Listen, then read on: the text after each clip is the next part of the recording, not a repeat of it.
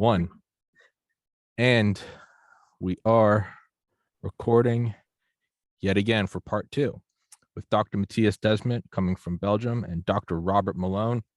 Dr. Mattias Desmet, obviously, you came on in January talking about mass formation, and Dr. Robert Malone, who is I would like to think he is most famous for inventing the mRNA vaccine, but in my world, he is most famous for getting me permanently banned from YouTube.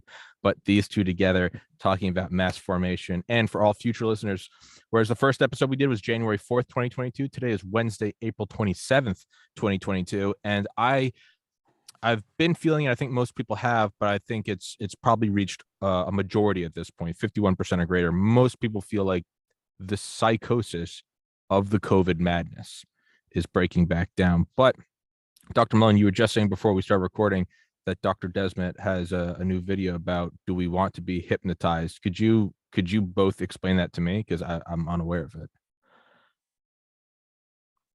Mattias, you lead. It's your video. Yes. Well, this video was recorded, I think, somewhere in February or something. So I'm not, I don't know exactly anymore what I told in the video, but it was definitely about the fact that mass formation is a specific kind of hypnosis, and that in one way or another, people who are in it don't want to wake up. It was something like that, I think. But I think Robert saw it yesterday, so maybe Robert, maybe you can tell me what's in it. So what impacted on me in the video that was about an hour and 10 long interview of Mattias against a backdrop of the windows before, I believe, his farm. So we were looking out over green fields, and it was very appropriate. Mattias was speaking about his observation that a large fraction of the population may actually wish to be controlled, may wish to be hypnotized. And that really synergized with some of the things that I've been observing about the discussion, very active discussion going on in the United States about the, I'm going to use terms, I'm trying to use them carefully. Hopefully it hasn't hit you, Mattias, but we use terms like woke and cancel culture and the cultural parameters around the idea that gender dysphoria is fairly widespread and that it's acceptable to perform gender reassignment surgery on adolescents. And all of these had struck me as having a common theme of people believing that they should be protected in some way from thinking or ideas that were foreign to them or would cause them cognitive dissonance. And in my mind, after listening to your discussion about hypothesizing the large fraction of the population, 20% or whatever, a substantial number of members of the population may actually not wish to be free. That was a profound comment. When you, like before, it was one of those moments where I heard you speaking and suddenly the bells went off in my brain. And I realized that you were really onto something. And part of that, was a sudden awareness of my own cognitive bias that individuals, I was suddenly aware that I assumed that, like me, most people wish to be free, and that may be a false assumption. And so I thank your insights regarding that. We had, on Tommy's broadcast here, we had previously spoken about another one of the themes that you covered in that video, which is the obligation of the dissenters to continue to dissent to help reduce the risk of the overall society falling deeper into the hypnosis formation process. which I speak about often as a unfortunate justification for why I have to keep speaking out, even though at times I wish that I'm getting a little tired and I wish I didn't have that responsibility. But this new theme that made me aware that I was assuming that most people wish to be free, and that may well be false, and that a large fraction of the population probably wants to be told what to do, and to have a leader, and that they may appreciate an authoritarian leader. I'm reminded back when I was in my medical training for clinical diagnosis and management, my preceptor pointed out that part of your patients are going to want to dive deep into whatever the latest information is, and part of them are just going to be told what to do, and they don't want to participate in their treatment program. They just want to be treated and be told how to be treated. And it reminded me that there is this split in the population.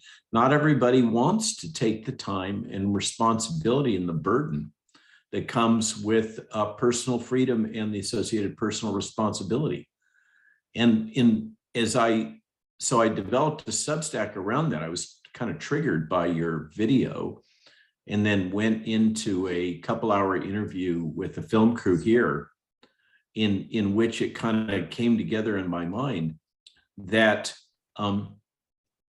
that there is a world here in the United States of parenting practices that involve over sheltering or over controlling children.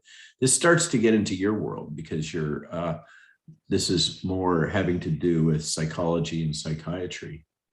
And that these children that come from these overly sheltered homes, where the parents don't allow them to really interact with the world very much, have various types of, I'll call them fragile personality profiles and various characteristics, which include narcissism and many other things. And I was struck that this world that we live in right now, and all of the chatter that's going on here in the United States about censorship and propaganda, fed right into that, because for a large fraction of the population, they probably want to be sheltered. They probably, again, I'm going into your space, but they may be seeking an authoritarian parent that they've lost. So I'm going to shut up my mouth and let you go now. I couldn't agree more, Robert. That's one of the secrets, I think, in this crisis. People want a harsh leader. People want a strict leader, a severe leader. That's exactly what Gustave Le Bon said already in the 19th century when talking about mass psychology. He said, make no mistake, if you want to lead the masses, you have to be harsh and cruel, because the masses long for a leader who tells them what to do. That's exactly what also Eric Fromm wrote a nice book about, the fact that we are inclined to believe that people want to be free, but most people don't. Most people are scared of freedom. Freedom brings with it responsibility. It brings challenges. It makes that you need to think. You need to do a certain mental labor. You need to think about your life. You need to think about the decisions you have to make. And if you do that, you will be rewarded with a certain deep human satisfaction and a sense of creativity, of really a sense of feeling that you exist as a human being. But most people prefer not to do it and prefer to look for someone who tells them what to do. That's one of the strange things. It makes me think also about this nice song of Eric Clapton, which was released during the Corona crisis. I think the title was something like Stand and Deliver, in which he says, do you want to be a free man or do you want to be a slave? And most people answer, I prefer to be a slave. And at the same time, once they are a slave, once they found someone who tells them what to do, they will start to resist and they will start to be unhappy, not knowing why. And often they will start to object against the one who tells them what to do. But at the same time, deep in themselves, they will realize that they need him. And they will start to feel a certain very aversive dissonance in themselves. But it's a fact that many people constantly look for a job, for instance, where someone tells them what to do and makes clear what they are expected to do in such a way that they can avoid to be confronted with the intrinsic uncertainty that is so typical for the human being. Human beings differ from animals, not because they know more. They differ from animals because constantly, throughout their existence, from when they are born until they die, they are confronted with something that they cannot grasp, something that escapes their mental system, something that they don't understand. They are constantly confronted with questions, existential questions such as, who am I? What is the meaning of my life? What does the other want of me? What do I want? Humans' existence constantly gravitates around something their mental system cannot grasp. We are constantly trying to learn. So this uncertainty is what hounds people. It's what most people constantly try to avoid, and other people accept the uncertainty, and they find in this uncertainty the source of their singularity, the source of their a truly own identity, the space in which they can be creative, in which they can interpret life in their own way and make life really into their own life. So, but most people draw back from uncertainty, and they try to find someone who takes uncertainty away from them. And that's exactly one of the secrets of the phenomenon of mass formation and of totalitarianism. The totalitarian leader claims that he knows, and that's the origin of the word totalitarianism. The totalitarian leader claims that he knows the total truth, that he can offer an ideology which tells people what they have to do from the smallest details of their existence, from the way in which they clothe themselves, in which they build their houses, the ways in which they have to orientate in life at every single detail of life. That's what a totalitarian leader does. And totalitarianism can only emerge in a situation in which people feel sick of freedom, in which people look for someone who takes the burden of freedom from their shoulders. That's exactly what totalitarianism is. That's exactly the kind of condition under which mass formation, which is the basis of totalitarianism, emerges. You can always see it. It is after a period in which people became sick of individualism, in which they don't want to be confronted with the duty to make choices, the duty to think about their own existence. It's under these conditions that people are sensitive to these narratives, which reduce everything to a very simple schedule or a very simple frame of thinking, which is offered by people who have an ambition to become totalitarian leaders. Thank you for that. I'm reminded of our dinner in Andalusia when we had a good chat and started thinking together. I really enjoyed that. I'd like to share another thought that came to me in a different podcast with someone who is a economics expert representing the Bitcoin community or blockchain-based decentralized currency. And he had the observation that the totalitarian structures, political structures often emerge following a period of major economic disruption, typically associated with hyperinflation, was his thread. That the economic disruption is a factor in setting up the failure of sense making, the belief that things don't make sense, the world is not making sense, which you've also spoken about.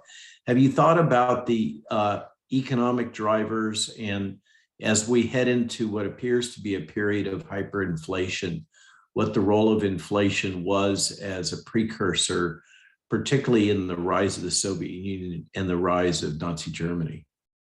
Mm-hmm. No, I didn't think about that, but I can imagine that there's a connection between the two exists historically, for instance, and maybe the economic disruption, like the fact that there is something like or like hyperinflation which emerges in a certain time, it starts to happen in a certain time. Maybe it also shows that in one way or another, the entire narrative that structured a society, the entire narrative that led to a certain stability in society starts to collapse. And the monetary system, I think, is part is an indicator of the trust people have in society, and the trust people have in the symbolic system that is the backbone of society. And maybe it's just at the moment that people stop trusting the narratives that unite people, and that actually are the basis, the foundation of society. It's maybe at that point that both hyperinflation starts to happen. So you use the language of in this prior interview that I just saw recently, that was just posted like a week ago. You spoke at more length about the fact that we always have narratives, that as humans, we must rely on narratives. It's how we make sense of the world. And so if I'm following your point, hyperinflation could be one causative trigger that would cause a population to lose faith in a dominant narrative, and then go seeking an alternative. Am I following you? Yes, absolutely. That's what I meant. Yes. Yes, indeed. Yes, indeed. As a human being, we constantly need narratives. We are born into a narrative, and that's as I said a few minutes ago, that's exactly what distinguishes human beings from animals. I think animals use sign systems to communicate with each other, and the reality of an animal is structured through their sign systems. And no matter how complex a sign system is, no matter how complex this system is, it always has one characteristic, and that is that the signs refer in a stable way to something. This or that cry means danger, or it means that hunger, or it means something else, but there is a stable one-to-one relationship between the sign and that to which the sign refers. That's a characteristic of sign systems. Human beings use language and symbols do not refer in a stable way to one object. Symbols, in the first place, refer to other symbols, and that makes the meaning of a symbol dependent on the context of symbols in which it appears. So there is a constant and endless regression in what a symbol means. If a mother says to her child, "I want you to be a good boy," then that can mean all kinds of things. And the child will probably never really know what the mother exactly meant by it. And even the mother herself won't know it perfectly. And that makes the fact that we always need a symbol to determine the meaning of another symbol. But this new symbol needs still another symbol to determine its meaning. So that means that we always lack one symbol to fixate the meaning of the set of symbols we have at our disposal. And that leads to this very characteristic aspect of human experience, that we are always uncertain. We are constantly, our existence constantly circles around something that we are not sure about and that we want to be sure about. So we constantly construct all kinds of narratives to give a little bit of stability to our lives. So we constantly need a narrative, and dependent on the narrative we use as a framework of our lives, our attention will be focused on one thing in life or the other thing. And that's indeed, in a society, the big shifts, I think, at the level of society are always characterized by a shift of the narratives in which people try to find their certainty and try to find their stability. And I guess that's exactly what happens when a totalitarian system emerges. It emerges at the moment people don't find stability anymore. People don't find an answer anymore in the narratives they believed in. And I would not be surprised if that's exactly the moment at which we also lose our trust in the monetary system we use, because the monetary system is one symbolic aspect of the narrative we believe in. So Yes. I'm not sure I'm not sure about what I'm telling now about this, but I would not be surprised. It's a hypothesis, but I would not be surprised that that's a little bit what is going on in a society when hyperinflation emerges, and then it becomes vulnerable for totalitarian leaders who use this vacuum, this lack of narratives that people can use to orientate and to structure their lives, to impose a massive totalitarian narrative to the population. It sounds like Nature it sounds like a simulcron simulation, right? It's the images based on it, or when you go into a dictionary and they just give you synonyms and you keep going from synonym to synonym to never finding the true thing. But it's even like what JP, I mean, ironically enough, concerning monetary inflation, I mean, what did JP Morgan say? All cash is just credit. Gold is money. So even now, it's like I have ones and zeros in my bank account. Granted, it's like $12, but it's digital ones and zeros, right? I can go get cash for it. So now I've backed up the symbol. Well, what about the cash? Well, I could theoretically, it's not backed by, but I could purchase gold. Okay, gold, sure, that which exists tends to persist, but even gold, what is? I can't eat it. I can't burn it. I can't. What is gold? And so you could actually even take that and say, if the core genome, the genotype is gold, the phenotype is everything that's expressed from it. If you could obliterate that second to base level, gold being the base, fiat money, the US dollar, the reserve currency being the next one, if you could obliterate that, not only are you removing probably the most stable things of all of our lives, aside from oxygen and the sun rising and setting, is that cash is king. If you remove that stability, that drives people insane. And it also, you would think it's taking away freedom, but in a weird way, inflation almost forces freedom. And that you have guys like me who are 31, who now I'm looking up things I never thought I'd like how to hedge against inflation, right? You got to get assets or gold or whatever. That's freedom. And people, as you're hypothesizing, don't like freedom. So all of a sudden it's your dad, you're 15 and your dad's going, you know what? Here's the car. Here's your own apartment. Go live on your own. And you're going, I don't want this. Well, then comes in the boot, and the boot goes, you could just live in this jail cell. And you go, I want the boot. Sorry, I had to get that out there. Wonderful. Yeah, thank you. Yeah, sorry, I got a little excited. But riffing off of what you just said, Tommy, I don't want to take this over. I'm here to learn from Mattias. Who cares? But I've been spending a lot of time with folks in the cybercurrency world. And the cybercurrency world has two big divisions. One is centralized digital currency, and the other is decentralized.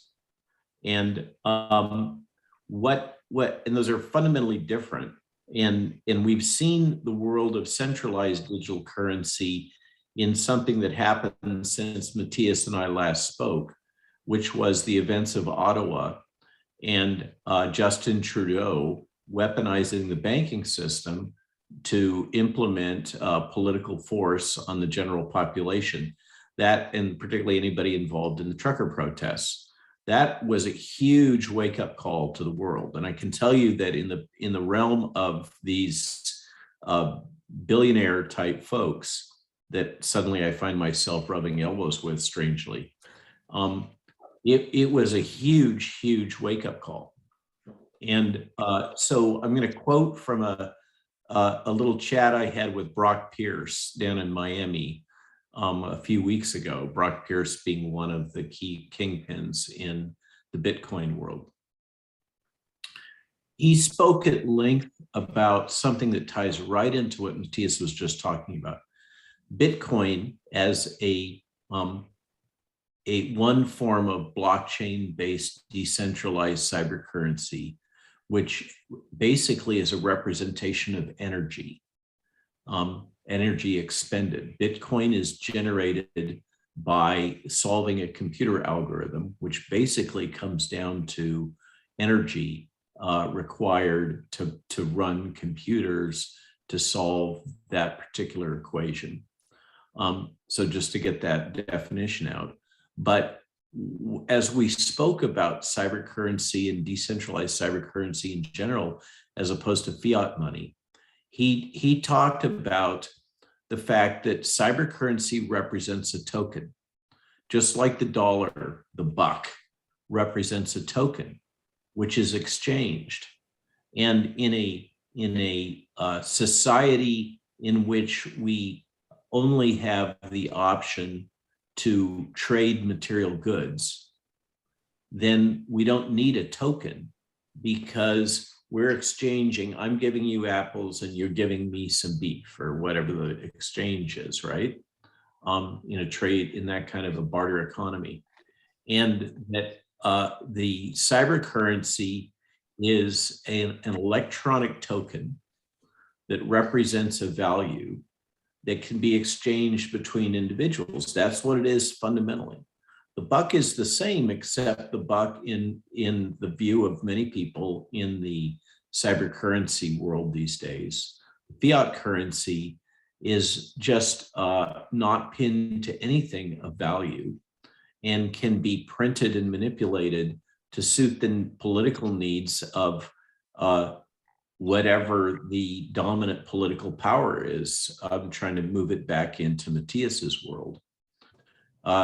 So if to translate it back into, or try to bridge back to what Mattias just said, in Brock Pierce's synthesis, cybercurrency represents a token.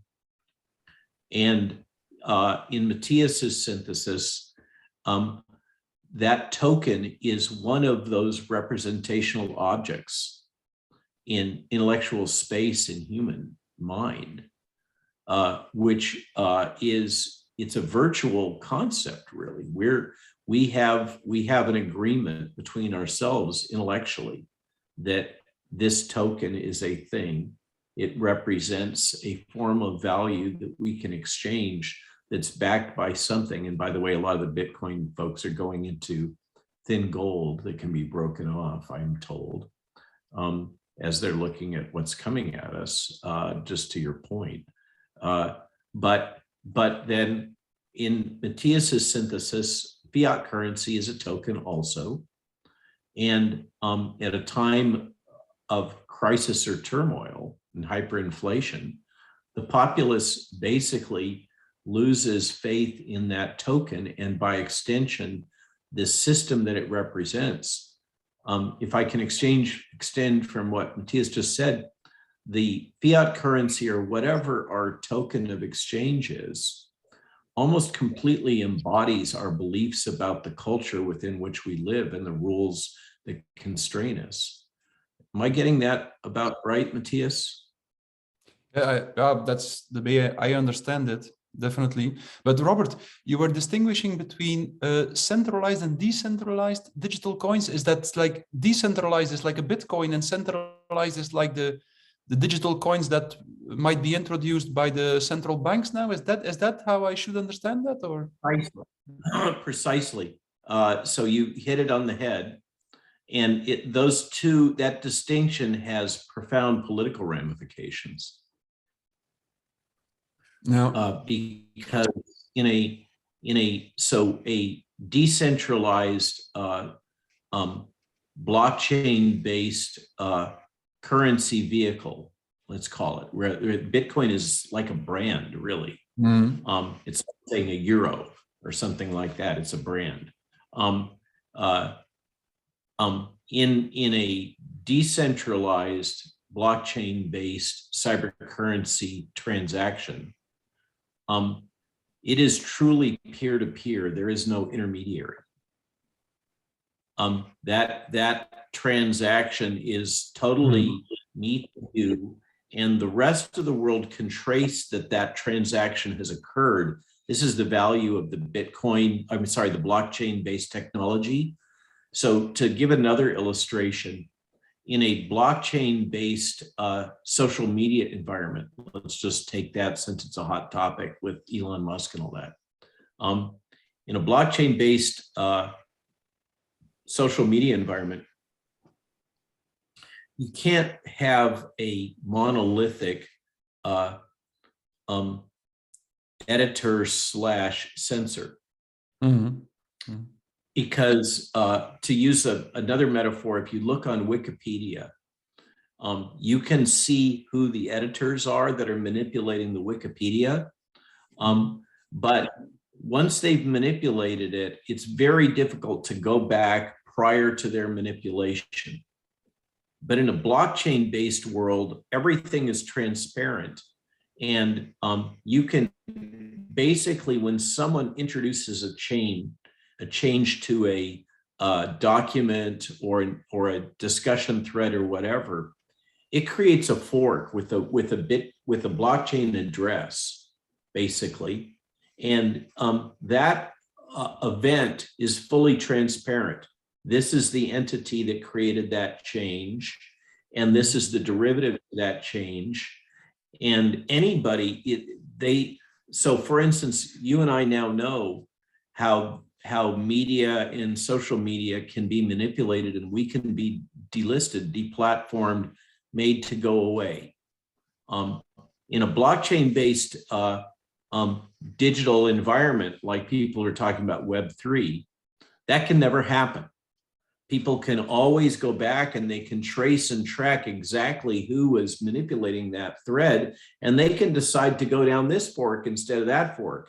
And this fork can still exist. That becomes like a splinter discussion off of this initial fork. So akin to that with the decentralized blockchain-based version of these exchangeable tokens that we could call Bitcoin or Dogecoin or whatever, fill in the blank, Ethereum.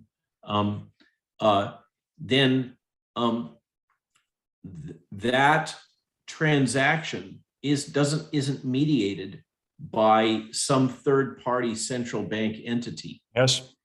Wow. And as soon as they're taken out of that, if you can create a financial system which is more akin, it's more true to the original barter world. In a world of barter, I have a bag of grain, you have a bag of flour, we exchange it at some rate because you're adding value when you transform my grain into your flour, right? And so there's some differential in the value there, which we can both negotiate and accept, and there's no intermediary. I don't have to go get the Bank of America's approval for us to have a transaction about my bag of grain and your bag of flour. And in this decentralized blockchain token world, which is what it is, then we can use that intermediary object and exchange it, this token, and exchange it between ourselves as a surrogate for the commodity entity that we are basically exchanging, without the need for a third-party arbiter that's holding, as Tommy just said, in his world, he's got zeros and ones sitting at Wells Fargo or whomever he's going to, TD Bank, perhaps. He likes Canadians. I'm being facetious, Tommy. Yeah, TD was one of the biggest violators here. I know. And Therefore,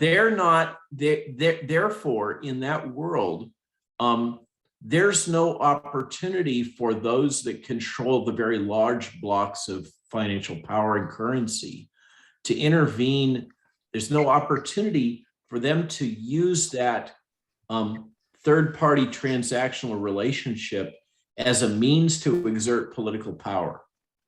Oh, And so that's, go ahead. is it based on the principles of anarchy? It fundamentally is an anarchic system. I completely concur, at least in terms of the exchange of value via a token. It is totally anarchical. It is totally decentralized. And what it might offer, as we, the people that I'm interacting with are still processing. Many of them are what I'm experiencing is some of the most brilliant minds I've ever encountered. Yourself aside, of course, but you didn't even smile at that, Mattias. Come on, Mattias. I think That's why I smiled. I saved it just in case. These guys and gals are still trying to imagine a new world, based one in which the politicization of economics is no longer an option in the sense of exploiting economics to exert political control, which I'm dominating again, I apologize. There's a whole other discussion thread that what we're experiencing, in a sense, is the interface, the intrinsic conflict interface between a virtual world and an analog or real world.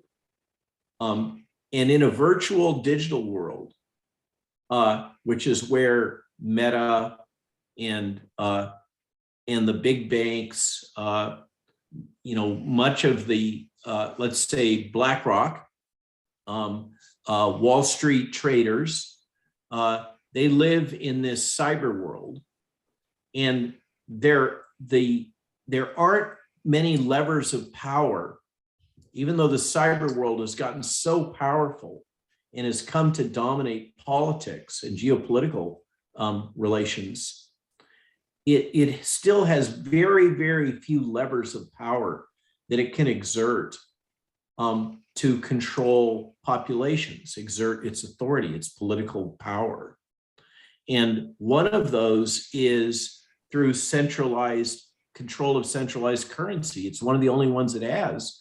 This is the thesis of why Justin Trudeau went straight to this. He brought in outside forces into Canada, into Ottawa. That's some know about that. Those were not Canadian Mounties or cops in Ottawa. They were outsiders from outside the country. And then that was still causing so much disruption. He went to the strategy of canceling them financially. And that's when things blew up, right? That's when the whole world said, uh-oh, suddenly the Canadian banking system is not a safe haven. But it's transformational. And that's what I'm hearing, is that there's an event horizon foreseen of major financial disruption that is what is driving the logic of the World Economic Forum during this crisis, with the Schwab book, The Great Reset. It's still, even if you read The Great Reset, by the way, it's not very well written if you haven't read it, and it's full of pseudoscience. I'd love to hear your analysis of it, I read the psychology. I'll bet that's probably all you could get through. So I'd love to hear your thoughts. But so there's a train of thought among those in the investment world that I'm trying to learn from, that what's really going on is the belief system that there is a boundary horizon financial disruption event, and that a lot of this is wrapped around trying to come up with a plan and a structure and some control elements to be able to control and manage through that boundary event, so that the powers and the finances that are dominant now are able to maintain their dominance on the other side of that boundary event. Did that make sense? It was a lot of words. Oh, cool. It, No. there's kind of some there's some parallels to people like me screaming about Section 230 for 2 years. Elon goes and buys Twitter, and now the government all of a sudden comes out and goes, we've been looking at Section 230 since the day Joe Biden was inaugurated, and we want to, it's forcing their hand. In much the same way when the United Launch Alliance really hated when Elon was doing SpaceX and started to get those sweet defense contracts from the National Geospatial Agency and the National Reconnaissance Office, it forces you to evolve, which is, I mean, again, back to the monetary system. JP Morgan and Senator Aldrich, when they went to Jekyll Island in 1913, their big thing was competition. Competition is a sin. When you have the monopoly, you can do whatever you want, and then you can inflate it and do whatever. But as he's doing this, so it kind of seems like crypto is doing exactly what Elon did with Twitter. It's jumping in, and now all of a sudden they don't have the whole pie to themselves. So they got to usher in this whole government digital currency. We got to, we want a piece of the pie too. That's not in dispute. That is absolutely true. Yeah. And I can tell you from hanging out with those guys, they're a bunch of revolutionaries. They want to tear down this system. Yeah. They are the biggest revolutionaries I've ever encountered in my life. Yeah. The full stop. They're unapologetic. They wish to transform the economic system of the society. And one of the core gripes is that inflation represents an unlawful tax. That of course. Yeah. Mattias, I'd like to ask you about something else. Robert, give me 1 minute. I want to ask you a question. So, I agree with inflation, definitely. It's like a hidden tax constantly on the population. But I have another question. Like within this blockchain technology, which is decentralized, suppose that there is a group of people who start to cooperate. Couldn't they become like a new centralized system within this decentralized system? If they make agreements, if they could they not gain so much power within that system that they become like a new center which imposes its will to the rest of the system? That's what I wonder about. Yeah. I would say the probability of that is built into the human psyche. Yeah. And is approaching the asymptote of 100%.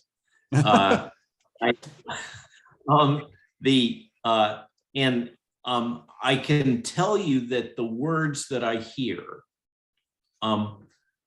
among these revolutionaries is that they're very aware of that risk, and they're trying to build, many of them, I won't say all, a large fraction of them are trying to envision and build a system that is very deeply built on game theory, that will mitigate that risk. But I think that this, the metaphor of Oppenheimer with the bomb comes to me from time to time. Often it's put in my face because I'm blamed for the mass casualty event of vaccines. By various podcasters that will remain unnamed right now, Tommy not being one of them. There's a case where there were good intentions among those that originally worked on nuclear fission, and yet it was transformed to create a massive weapon. And the history of man is one in which the unintended consequences of technological evolution often seem to dominate over the originally intended visions. And Mattias, you and I spoke about this previously with your computational modeling, which is another thing I'd love to catch up on. It kind of sounds like the Constitution again, right? It's 1776. It's breaking away from the king, and then it's a bunch of guys going, "How do we make sure this doesn't happen again?" And now we're here, so we have guys going, "How do we make sure it doesn't happen again?" I think that's a great metaphor, and I can tell you, as I've been working on this book that I've got to get out the door, I'm having to think through what has happened over the last couple of years and what does it mean in terms of American politics and the concepts that you and I were brought up on in terms of American representative democracy. And I keep finding myself dipping back into the American Enlightenment and the words that were written then. And I read those words and I am often awestruck by how prescient and current they are. Oh, yeah. Sometimes there's words with odd spellings, but these were, and by the way, speaking of Mattias's point about I wanted to bring this up, so now's a good time. He was speaking that there's only perhaps he was speaking as if the majority of the population does not wish to be free, does not seek freedom. And I'm sure you and I, that it was something in the range of 10% of the American population that really drove the American Revolution.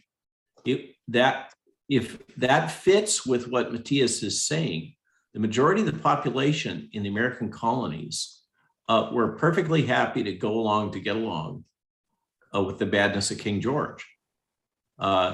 It was just this small subgroup that just became burning with the concepts of the Enlightenment and their opportunity to apply them into creation of a new nation state. Yeah, indeed. You know, according to Friedrich Nietzsche, the German philosopher, the Italian Renaissance, you know the French word Renaissance? Of course, yes. Renaissance, yes. I was not sure that you used that word in America as well. But the Renaissance. I spoke about it in Miami in the context of speaking about the Medicis as a counterpoint to Klaus Schwab. So go ahead. Oh, great. So according to Friedrich Nietzsche, no more than 100 people made the Renaissance happen. Only 100 people were involved, according to him. I can believe that. They were truly transformational.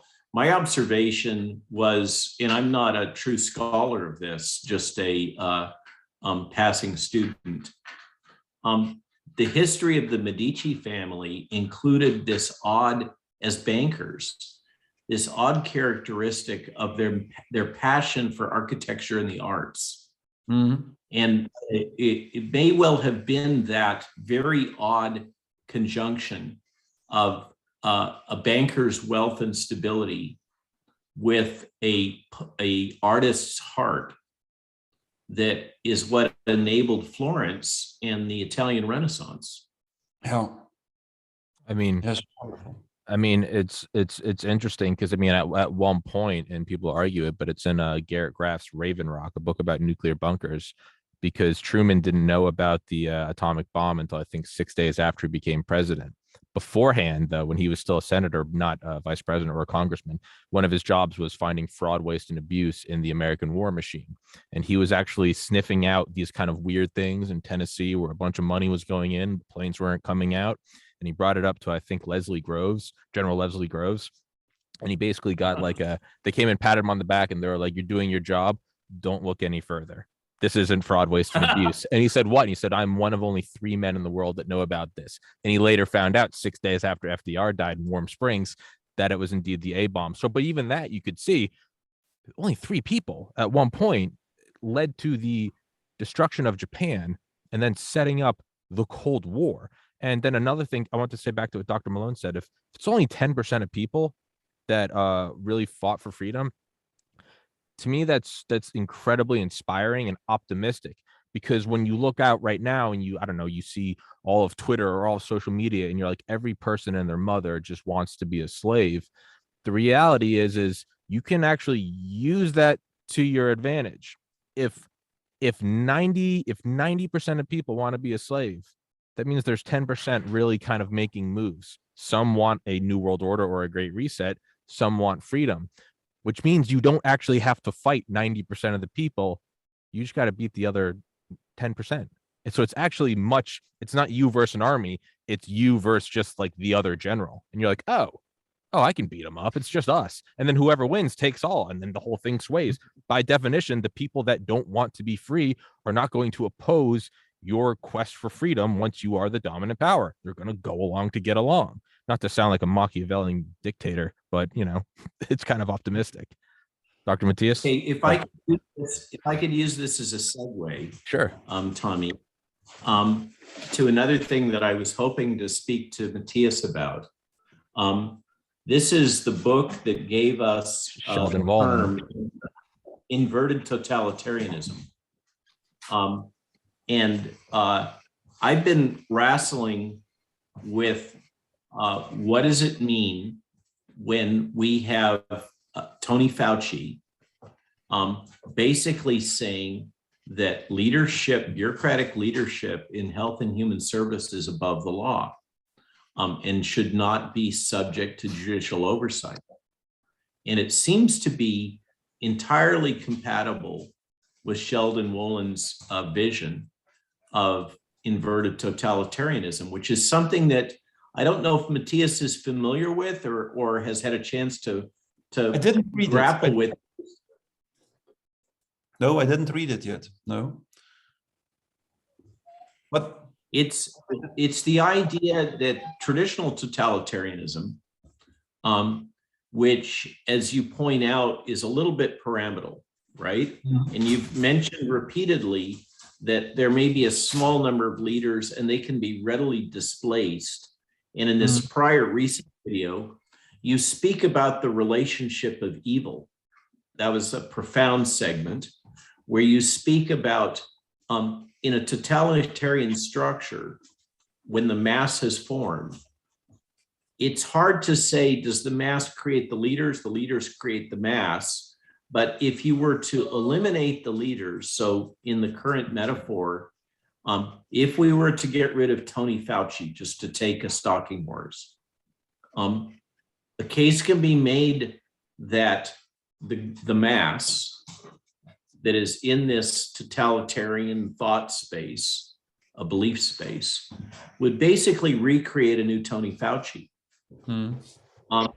But the difference is that in an inverted totalitarian structure, you have what Sheldon posits, and hence the name of the book, Democracy Incorporated, is that we now have a new form here where we have this fusion of corporate power with state power. Of course, we would call that fascism or corporatism, or words, right?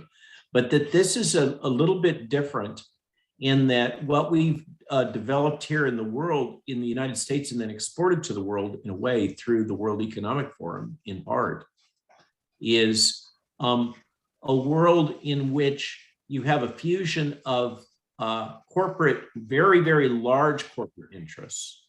I mean, the World Economic Forum, as I read the guidance, the true members are companies with annual revenue in the range of trillions of dollars. That's a very, very small club, okay?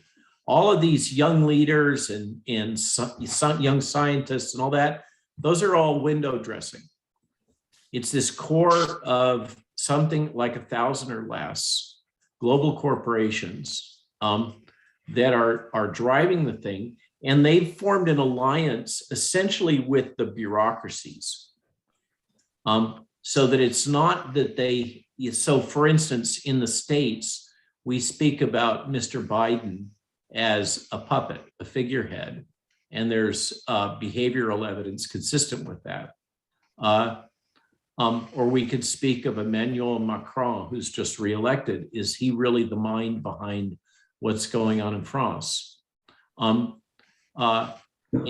the thesis behind Sheldon Walden's book is that you've got this fusion of large corporate interests and basically a functionary bureaucrat class. The metaphor might be historic China, for example, in the periods of time where they had this large bureaucrat class that basically ran the country. So that's the thesis behind this term inverted totalitarianism. And I think in the United States, we see it. And one of the clear faces that we saw recently was Dr. Fauci coming out and explicitly saying that the bureaucratic leaders in his segment of the government, Health and Human Services, were above judicial scrutiny. Over.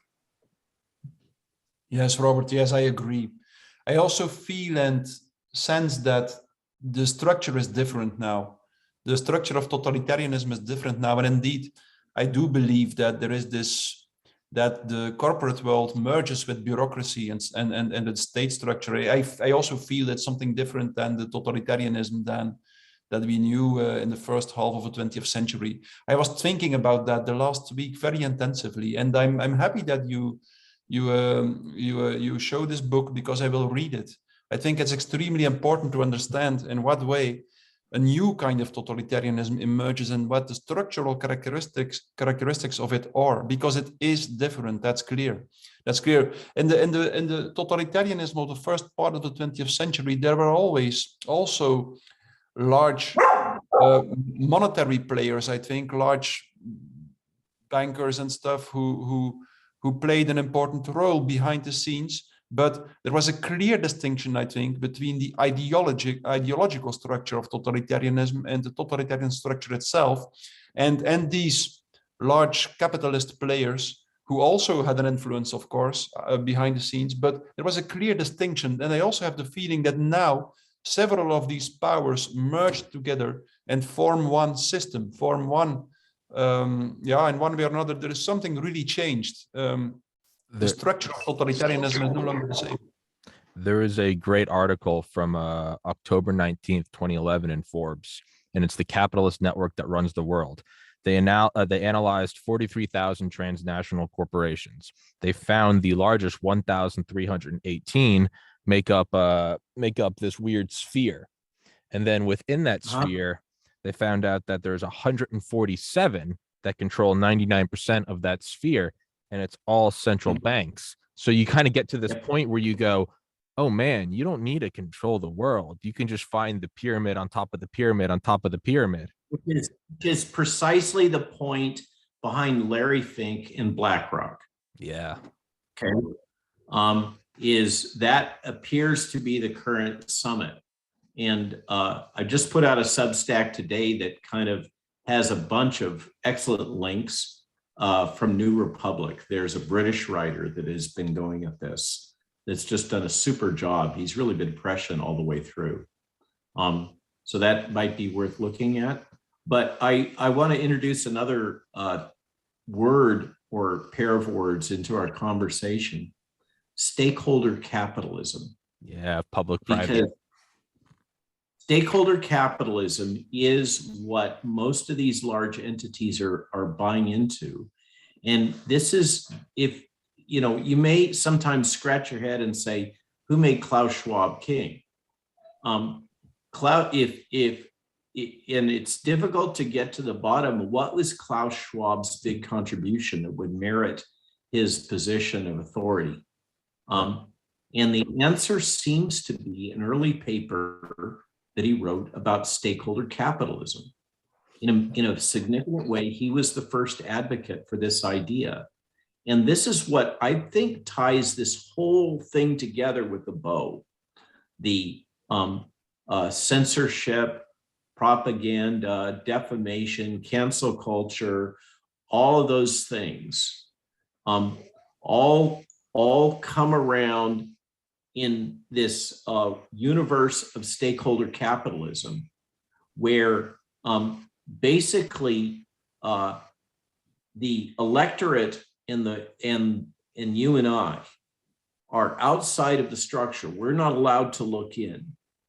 But these very large corporations in aggregates of capital, like BlackRock, have bought into the idea of stakeholder capitalism. And so they bring in advocacy organizations to represent those stakeholders. And so that's how these agendas are being injected into our politics without any formal kind of democratic move. Bella, sorry about that. Is through this vehicle of stakeholder capitalism, which allows interested parties, Bella, that are outside. Somebody's just arrived on the farm. Bella doesn't like stakeholder capitalism.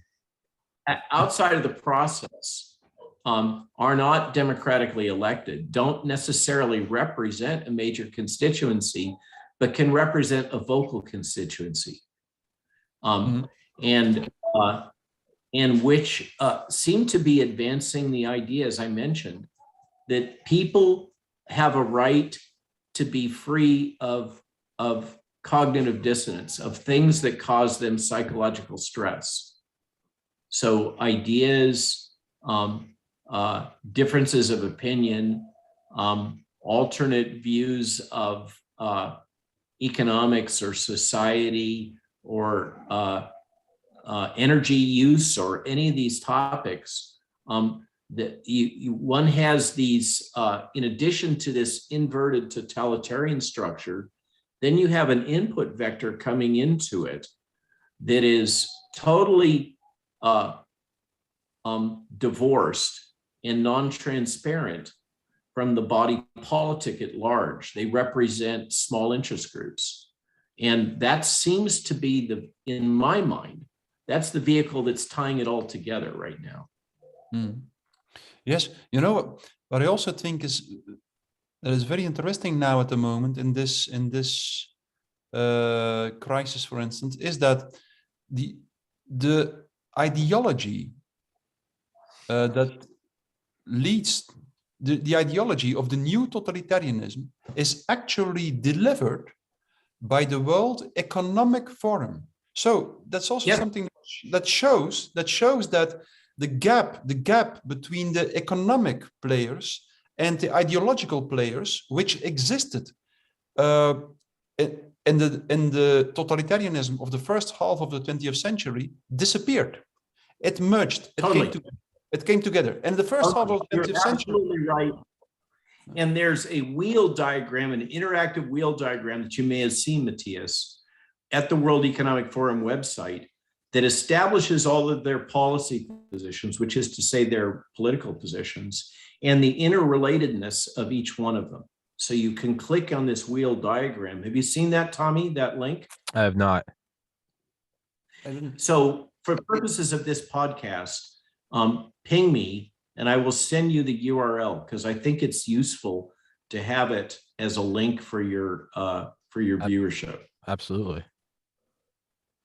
Yeah. Dr. Desmet, and perfectly illustrates what Mattias has just said. And Dr. Desmet. Well, I just wanted to add to that even from the 19th century onwards, there were like probably something like 10 families who dominated the economic world and the banking system. So the difference is not that it's much more centralized now, the banking system. I don't think that's a difference, but in my opinion, that maybe the difference between the totalitarianism of the first half of the 20th century was that then there was a clear gap between these economic players and the financial players who had a huge impact, of course, and the ideology and the ideologists like Stalin or Hitler or Marx or Engels, no matter whom, the guys who delivered the ideology were clearly distinct, clearly different from the guys who had the economic power. And now it seems that they are the same. The people who offer the ideology are the same guys who dominate the financial world. So there's another book that I'd like to reference in this point that is from a New York Times reporter. And anybody that knows my recent history knows that New York Times is not my favorite publication right now, having been on the receiving end of some of their stuff. Peter Goodman, Davos Man, How the Billionaires Devoured the World. And one of the things that Peter develops in his work here. Keep talking. Somebody's knocking at my door. You guys keep talking. Somebody's knocking. Is the idea that the stakeholders within the World Economic Forum have an odd drive that's didn't exist at the turn of the century to somehow seek social approval through philanthropic activities, and that what Peter develops with a lot of evidence is that they use this language of social egalitarian giving or structures. And obviously the poster child for this is Bill Gates with the Bill and Melinda Gates Foundation, that they use these this language essentially in these what are really modest actions on their part in the scope of the huge financial assets that they control. They basically, talking about tokens, they use tokenism in the field of social activities, which are ostensibly philanthropic, as a way to obtain some sort of cultural external validation, which they seek. It goes right back to my point that so much of this seems to be driven by immature behavior, that this need or quest or desire for some sort of external validation that wasn't seen in the prior monopolists seems to be a characteristic of many of these Davos Man players. Well, Dr. Desmet, just as an aside, I want to make sure that we're not keeping you, because I know you're like 10 hours ahead of us or whatever Belgium is. Yes, I will have to wrap up in a few minutes actually, but yes, I like that very much actually, to think about that, and it brought me really new insights, things I had been thinking about for some weeks now, and who suddenly become much clearer now. I realized since quite some time that something in the structure of totalitarianism really changed since, for instance, Hannah Arendt made her analysis. But that's one of the differences, I think, yes. Oh. I just finished a book called Tomorrow the World by I think Stephen, I think is his name, Wertheim, Dr. Wertheim. And it's a take on American hegemony that I'd never heard before. And we had these in-depth plans for about how we were going to rule the world before we had even entered World War II, which I don't think is anything new, but you see a shift in the mindset of we're going to dominate to there is a bunch of people kind of whispering in the president's ears that this was our responsibility, that if we didn't step up and become the world police and dominate the world, dominate shipping lanes, that Nazi Germany would, and that we could only do isolationism for so long before they became a world power and then crushed us. And so you kind of see this true believer mindset of we have to be the world police. And it's an odd shift from the idea of a bunch of evil guys smoking cigars and twiddling their mustaches to this mindset that if we don't do it, Nazi Germany will. Someone has to be the bad guy, so might as well be us. You listen to that and you go, you see how well they planned it. you're listening to it and you're going, this is what the world looks like today. And you're hearing all their plans and reading it, but it's from 77 years or 82 years ago. It can't help me think, like, are we watching another great shift right now? Are we seeing these people, be it true believers or just be it psychopathic dictators? Are we watching the shifting of a new world right now? And is that why it just seems to be like the movement of glaciers? Like, it's going slow, but no one can seemingly stop it. Just food for thought. Well, I think you're touching on some deep truths. And when you speak about these things, the name Dulles comes to mind. Oh yeah, Alan John Foster. And basically this thread that many of us are discussing, that behind many of these actions, we see the hand of the intelligence community. And I don't think that is conspiracy. And the integration, the other thread that seems to be integrated into this new totalitarianism or inverse totalitarianism is the role. It's not just the US intelligence agencies, it's the, what do they call them, Five Eyes, in particularly British, and the reciprocal relationship between the US and the British intelligence agencies. So we see this come out in the things that we've observed, like nudging, on the weaponization of fear by governments, the management of information, propaganda, and censorship, all seem to be traceable. You know, in my own case, if you look at the Wikipedia manipulations of my own CV, you see that the same individual, or at least it's a sock puppet, it appears to be a group of individuals that have been tracked by some to represent a group of members of the British intelligence community. But the point is, the ones that were manipulating and continue to do so, my CV on Wikipedia, also have the same sock puppet has manipulated all of the statements about ivermectin, and now is actively manipulating all of the statements on Wikipedia regarding Ukraine and the Ukrainian conflict. Same group. Okay.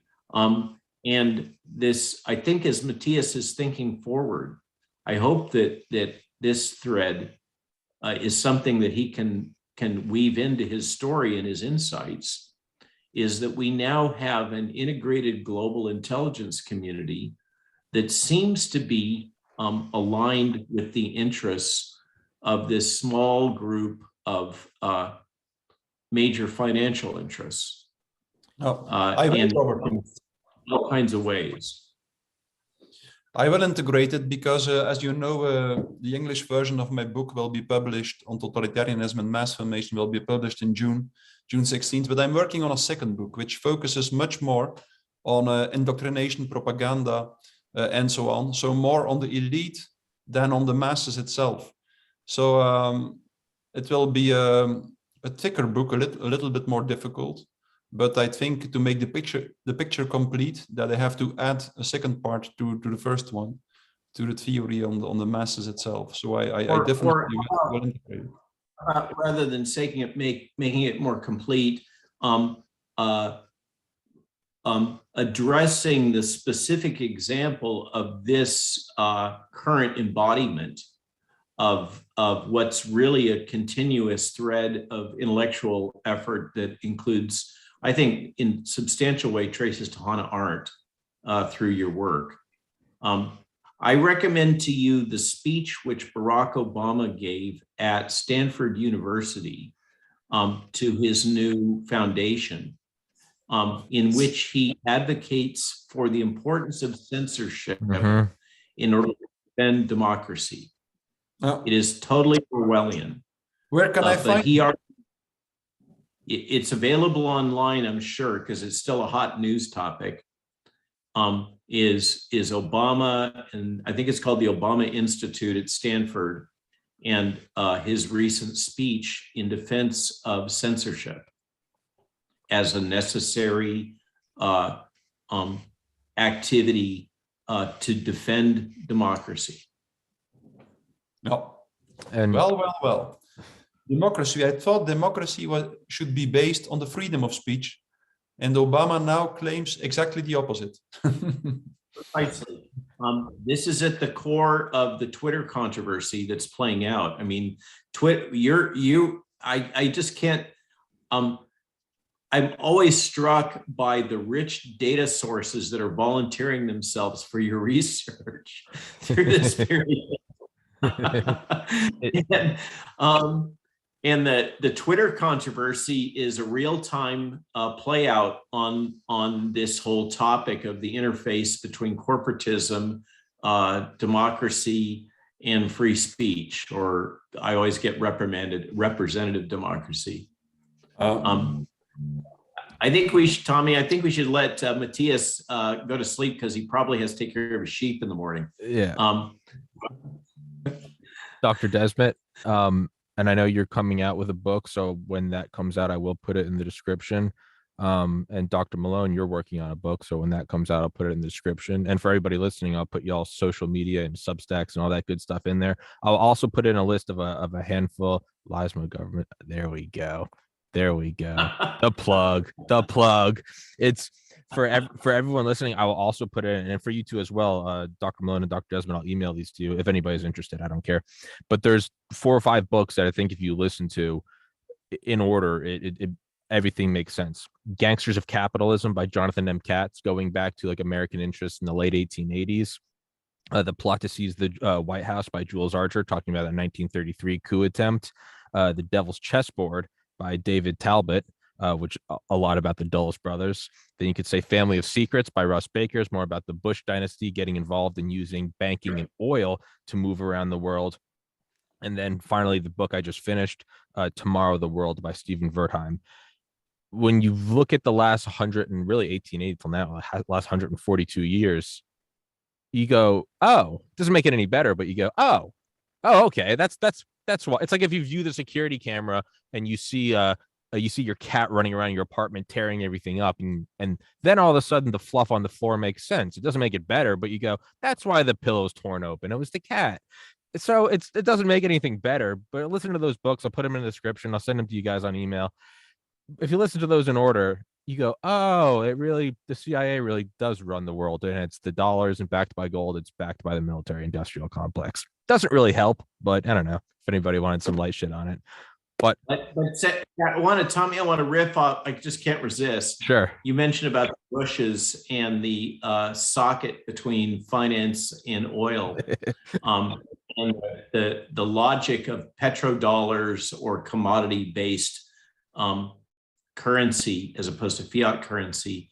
And I just wanted to leave with the thought that my Bitcoin people keep pushing into my brain, which is that basically all of these tokens that we exchange represent energy.